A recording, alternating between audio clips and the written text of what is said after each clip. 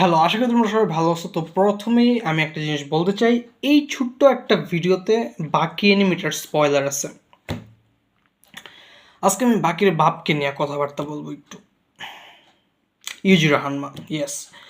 তো প্রথম দিকে তোমার খারাপ লাগতে পারে ইউজিরা হানমাকে, কিন্তু বুঝতে হবে বাকির ব্লাড লাইন একটু অন্যরকম।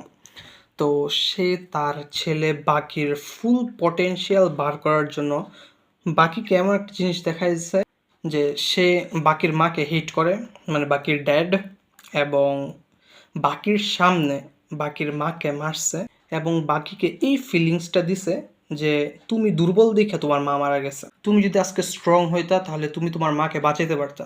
তারপর থেকে বাকির একটাই গোল, সেটা হইতেছে সে এই পৃথিবীর একটা পিঁপড়ার থেকেও দুর্বল হলে তার কিছু যায় আসে না, কিন্তু সে তার বাবার থেকে একটু স্ট্রং হতে চায়, সে তার বাবাকে হারাইতে চায়। তারপর থেকে সে ট্রেনিং শুরু করে এবং ভয়ানক ট্রেনিং করে, এবং এন্ডিংয়ে বুঝতে পারবা বাকির বাবা আসলে বাকিকে অনেক ভালোবাসে, কিন্তু সে জানে সে যদি অন্য 5টা পোলাপাইনের মতো বাকিকে মানুষ করে তাহলে বাকি তার ফুল পটেনশিয়ালে যাইতে পারবে না।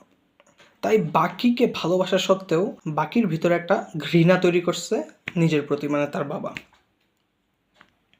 তার ভালোবাসার বউকেও মারছে, কিন্তু এটা বুঝতে দেয় নাই। বাকি একদম শেষে গিয়ে বুঝতে পারে। সিংহ তার বাচ্চাকে বলে, নে লাফ দিয়ে এই খাটটা পার হ। খাদ মানে হইতেছে মনে করে 2টা পাহাড়, মাঝখানে একটু গ্যাপ। তো বাচ্চাটা চাইলেই পার হইতে পারে, কিন্তু যেই বাচ্চাটা দেখবা পার হইতে পারতেছে না, লাফ দিতে পারতেছে না, সিংহ থাবা দিয়ে তার ওই বাচ্চাকে মেরে ফেলে। কারণ হইতেছে তুমি যদি এই ছোট একটা খাদ পার হইতে না পারো লাফ দিয়ে, তাহলে তুমি এই পৃথিবীতে বাচ্চা থেকে লাভ, এমনি তুমি বাচ্চাও থাকতে পারতো না, এতে বেলা মরে যাও, এরকম একটা কথা আছে। তো বাকির বাবা হইতেছে ওই টাইপের, যে তুমি আমারে ঘৃণা করো তাও আমার থেকে স্ট্রং হও, তুমি তোমার ফুল পটেনশিয়ালটা পাও। বাকি অ্যানিমেটা তোমরা দেখো, দেখলে বুঝবা এবং তোমাদের অনেক ভালো লাগবে।